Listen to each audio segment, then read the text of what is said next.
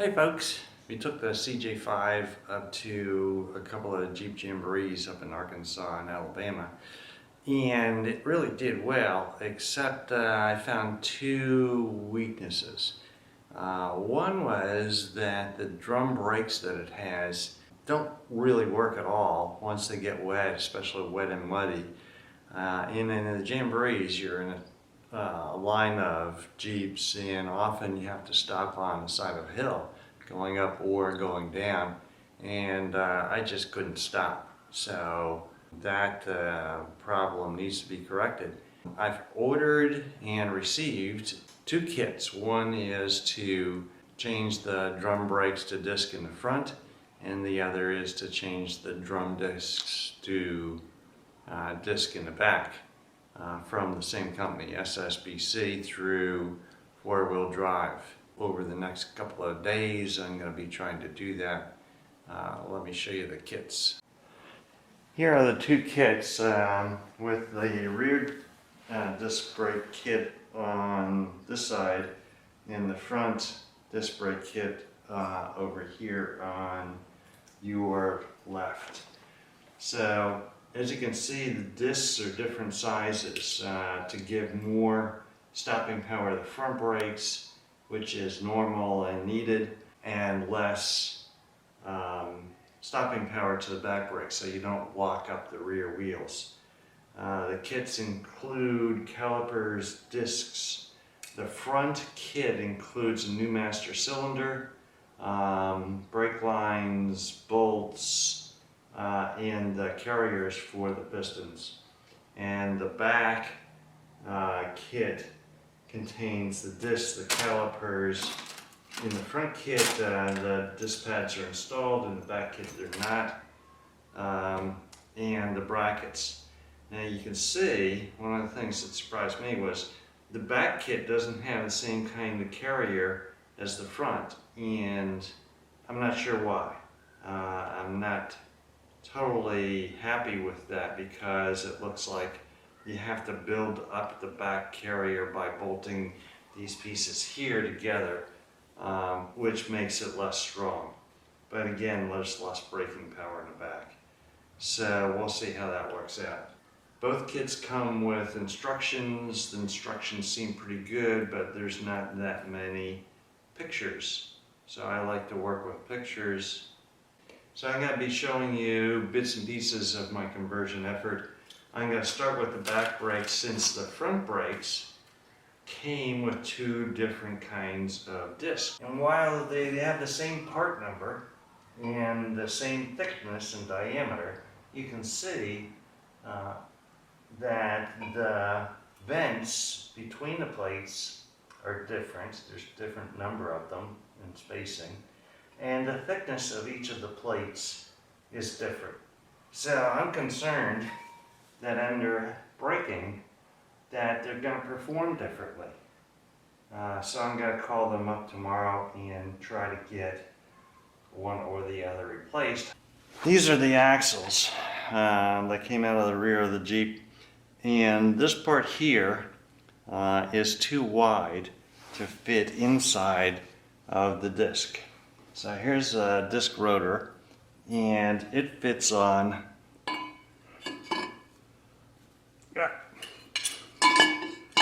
like this, and that part of the axle has to fit inside this rotor. And as the axle is built from the factory, it won't.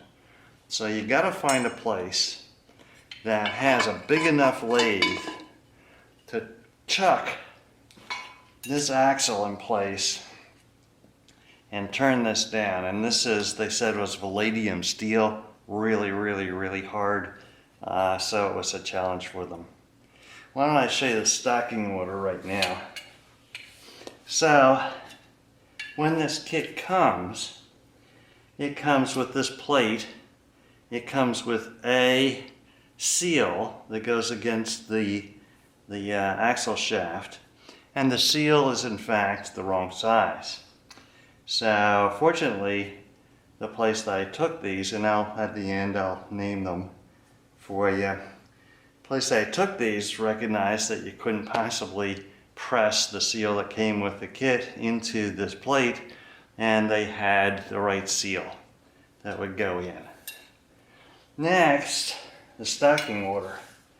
So I'm going to try to orient this so you can see it. But the kit came with 2 split ring spacers and this plate and a seal. The split ring spacers really are designed to take the place and the thickness of the drum's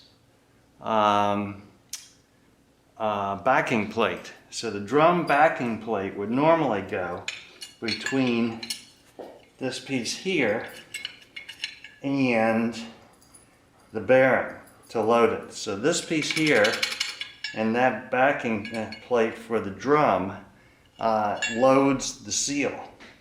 And the only way this works in terms of stacking is to put the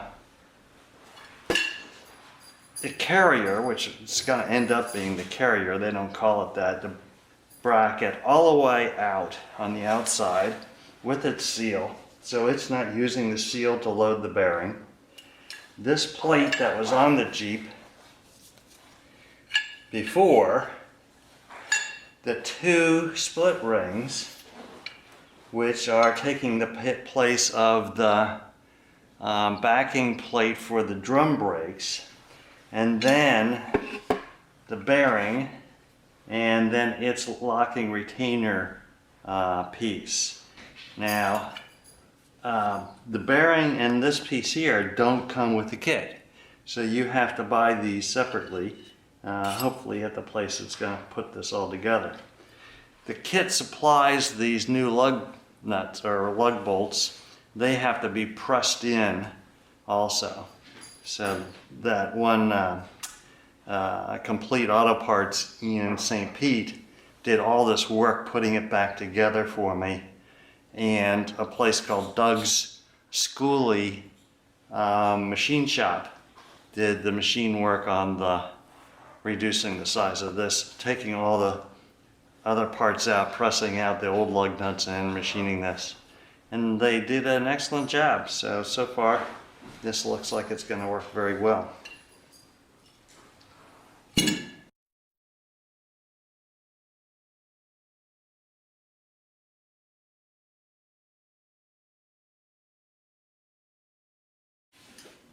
Okay, next I want to talk about how the rear calipers are mounted.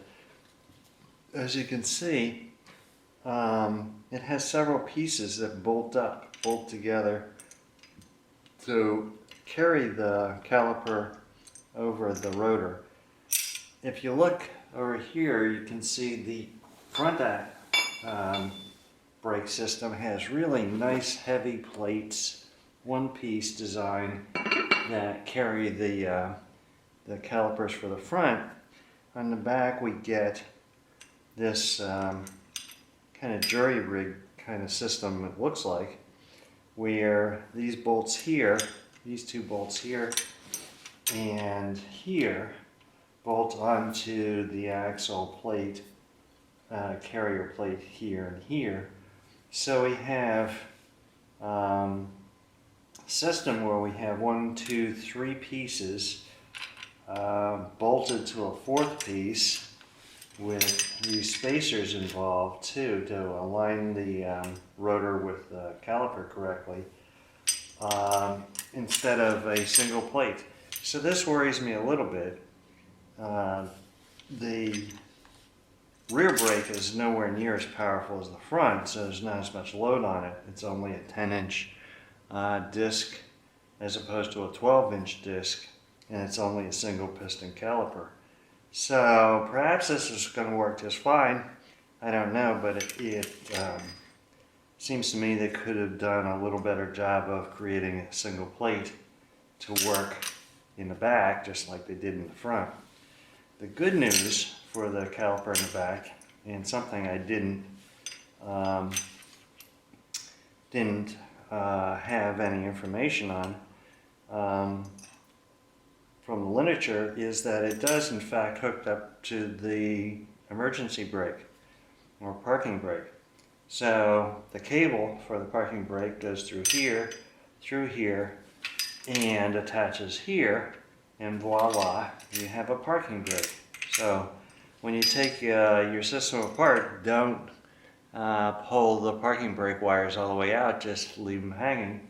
And it looks like it can attach them right to this caliper. So what I have to do now is go install these axles.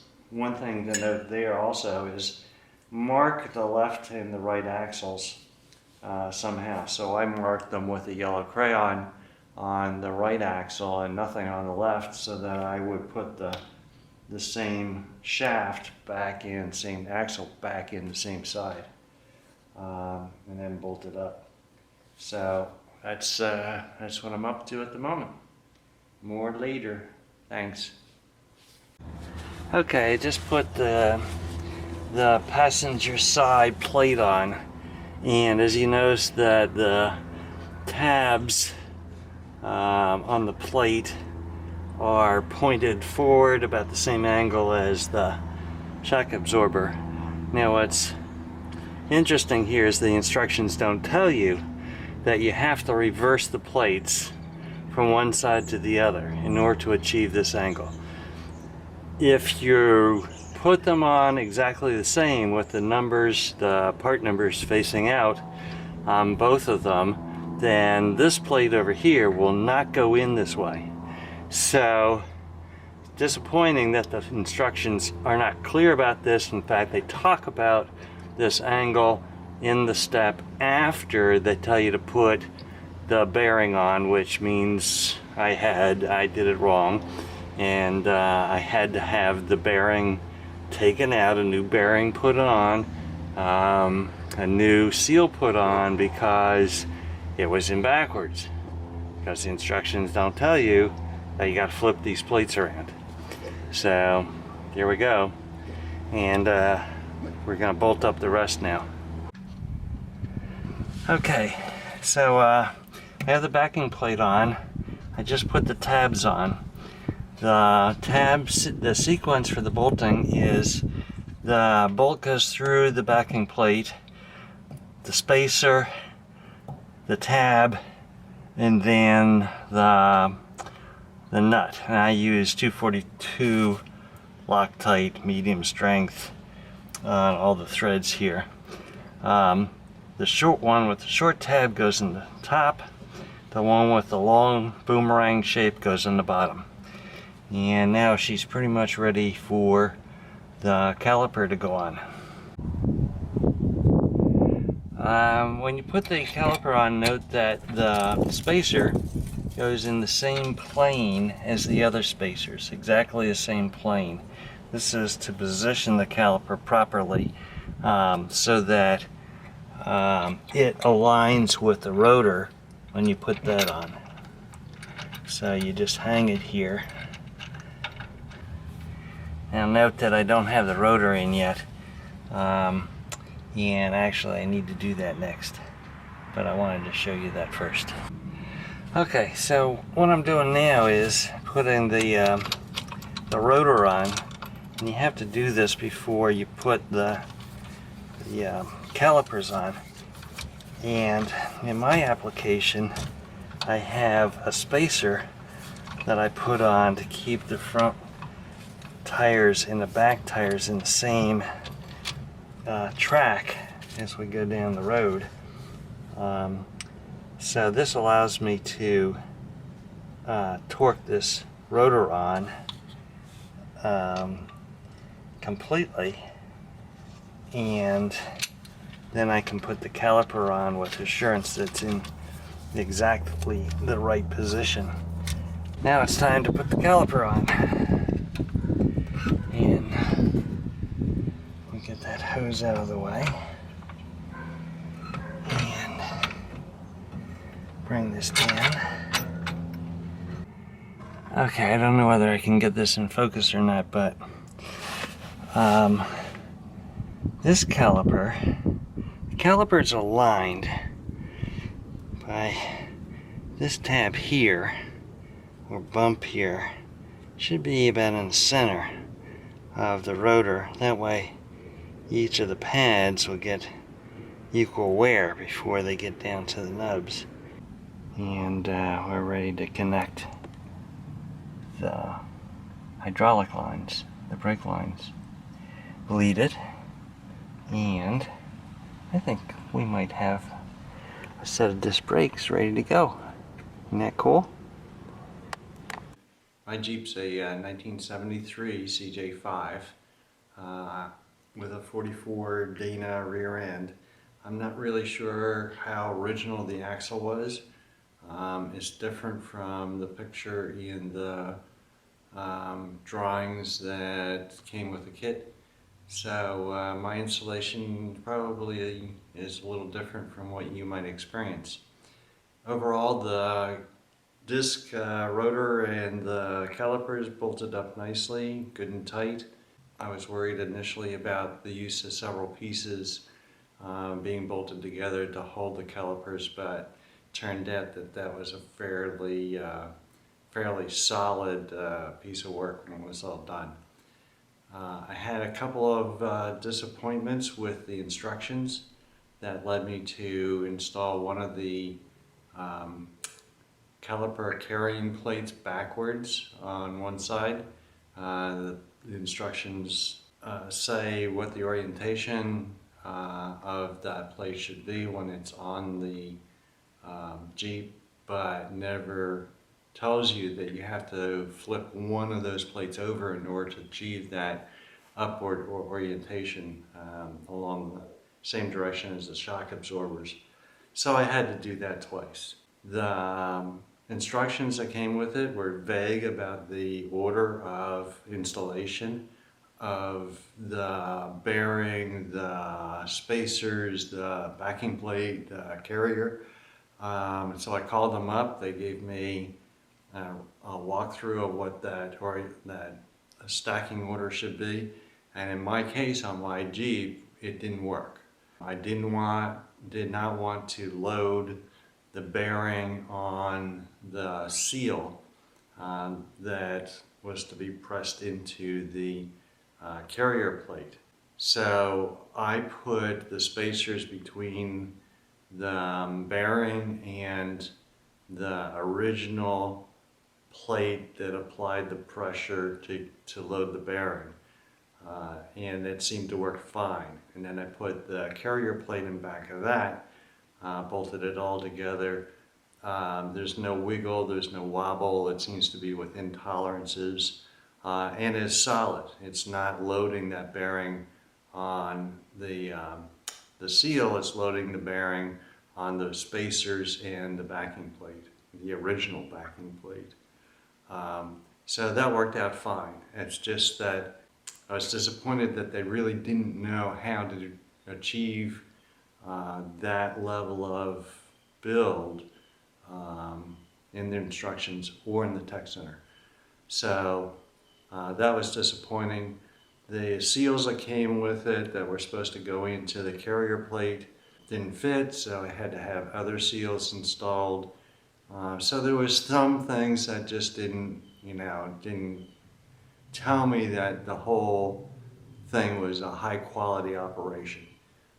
The net result has been good. Certainly I'm going to drive around town with it a bit before going off-road, make sure everything stays together. And now that the back is done, I'm going to move to the front, do the front brakes, and hopefully that'll be a little clearer and a little easier.